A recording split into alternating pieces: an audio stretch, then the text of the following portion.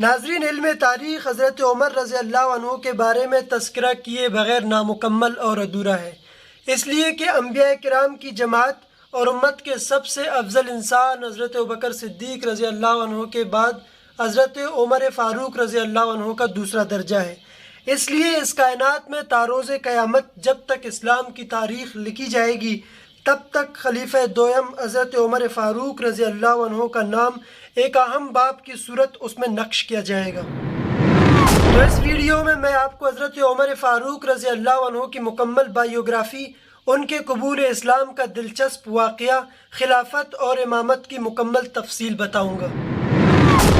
آپ رضی اللہ عنہ کا پورا نام ابو حفص عمر بن خطاب تھا۔ ہجرت نبوی صلی اللہ علیہ وسلم سے 40 برس بعد آپ پیدا ہوئے۔ آپ کا سلسلہ نسب 8ویں پشت میں جا کر رسول اکرم صلی اللہ علیہ وسلم سے مل جاتا ہے۔ وجہ امتیاز نہ ہونے کی وجہ سے آپ کے بچپن اور لڑکپن کے حالات تاریخ کے اوراق سے مخفی رہے۔ البتہ جوانی کا آغاز ہوا تو ان شریفانہ مشغلوں میں مشغول ہوئے جو شرفائے عرب میں عموماً رائج تھے۔ سپہ گیری، پہلوانی اور خطابت میں آپ خوب ماہر تھے، خصوصاً شہ سواری اور گھڑ سواری میں کمال حاصل کیا۔ حضرت عمر رضی اللہ عنہ کی زندگی میں لاتعداد ایسے واقعات ہیں جو بہت دلچسپ ہیں، مگر سب سے دلچسپ واقعہ ان کے قبول اسلام کا ہے، جسے سنتے ہی انسان ایک پراسرار سوچ میں پڑتا ہے اور حیرت زدہ ہوئے بغیر نہیں رہ سکتا۔ ناظرین، ایک مرتبہ حضرت عمر فاروق رضی اللہ عنہ تلوار لیے اپنے گھر سے نکلے۔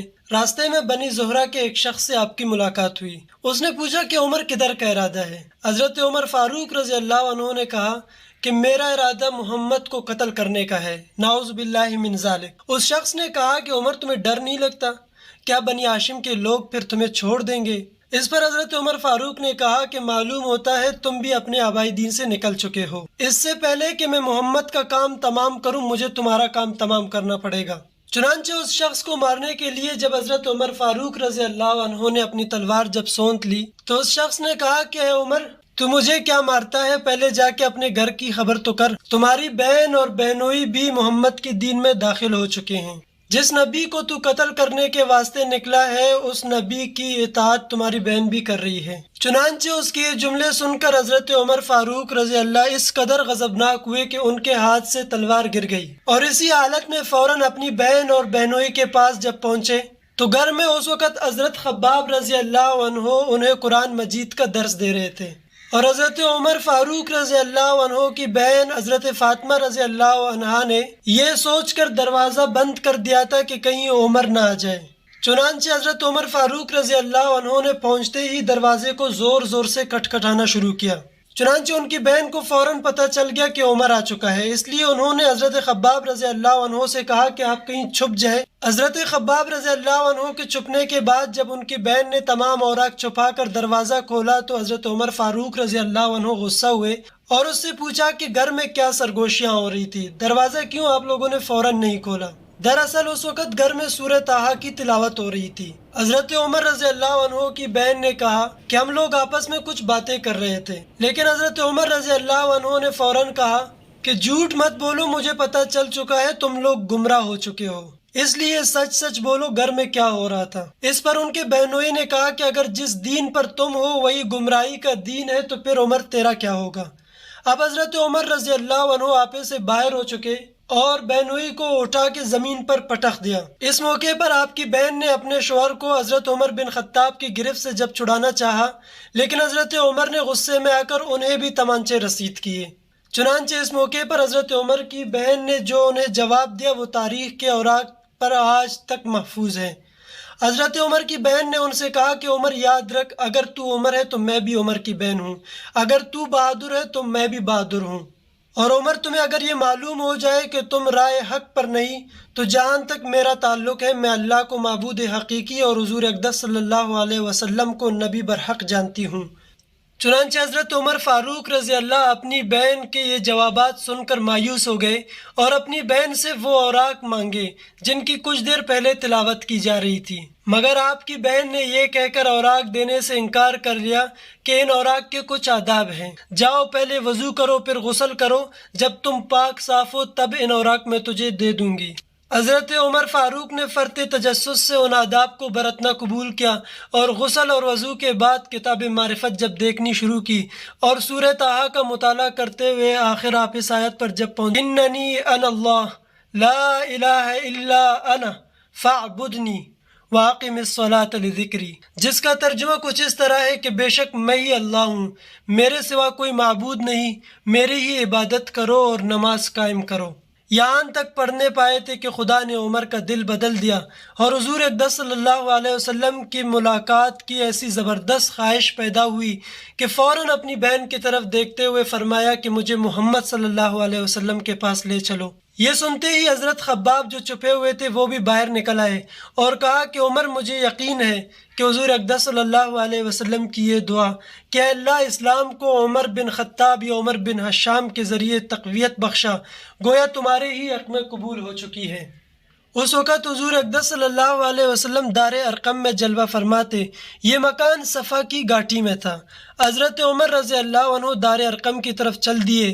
وہاں اس موقع پر آپ صلی اللہ علیہ وسلم کے ساتھ حضرت طلحہ، حضرت حمزہ رضی اللہ عنہ اور کچھ دیگر جانثار صحابہ تھے۔ حضرت عمر رضی اللہ عنہ کو آتے دیکھ کر سب لوگ خائف ہو گئے اور حضرت حمزہ اور حضرت طلحہ رضی اللہ عنہ نے اپنی تلواریں سونت لی اور حضور اقدس صلی اللہ علیہ وسلم کے آگے کھڑے ہو گئے کہ کہیں عمر کسی بری نیت سے تو نہیں آیا ہے، مگر آپ صلی اللہ علیہ وسلم پر وحی طاری ہو چکی تھی اور آپ صلی اللہ علیہ وسلم کو مقدر کا کھیل پتہ چل چکا تھا، اس لیے آپ صلی اللہ علیہ وسلم نے انہیں منع فرمایا۔ چنانچہ جب حضرت عمر رضی اللہ تعالیٰ آپ صلی اللہ علیہ وسلم کے پاس پہنچے تو آپ صلی اللہ علیہ وسلم اپنے مقام سے اٹھ کھڑے ہوئے اور حضرت عمر رضی اللہ کا گریبان تھام کر ان سے مخاطب ہو کر فرمایا کہ عمر کیا تم نہیں مانو گے؟ کیا تم ولید بن مغیرہ کے ذلت آمیز انجام کے منتظر ہو؟ خداوند عمر بن خطاب میرے پاس آ گیا ہے، اسے ہدایت دے۔ جلال نبوی اپنا کام کر گیا تھا، لہٰذا اسی وقت حضرت عمر فاروق نے کلمہ شہادت پڑھا اور دائرہ اسلام میں داخل ہو گئے۔ اسلام قبول کرنے کے ساتھ ہی حضرت عمر رضی اللہ نے آپ صلی اللہ علیہ وسلم کو مخاطب کر کے سوال کیا، اے اللہ کے رسول، کیا ہم حق پر نہیں ہیں؟ جب حضور اقدس صلی اللہ علیہ وسلم نے اس بات میں جواب دیا تو عمر فاروق نے کہا، حضور جب ایسا ہے تو اعلان حق میں ہم کیوں چھپ رہے ہیں؟ اس کے بعد حضور اقدس صلی اللہ علیہ وسلم دار ارقم سے باہر نکل آئے، اس حالت میں کہ حضور اقدس صلی اللہ علیہ وسلم کے سارے ساتھی یعنی ایمان لانے والے دو قطاروں میں نکلے تھے۔ یہ قطاریں کیا تھیں؟ چکی کے دو پھاٹ تھے، ایک قطار میں حضرت حمزہ اور دوسرے میں عمر فاروق رضی اللہ تھے۔ اسی حالت میں حضور اقدس صلی اللہ علیہ وسلم اپنے صاحبی ایمان ساتھیوں کے ساتھ کعبے میں شان و شوکت کے ساتھ داخل ہو گئے۔ حضرت عبداللہ بن مسعود رضی اللہ عنہ سے روایت ہے کہ حضرت عمر فاروق کا اسلام گویا اسلام کی فتح تھی، آپ کی ہجرت نصرت تھی اور آپ کی امامت رحمت تھی۔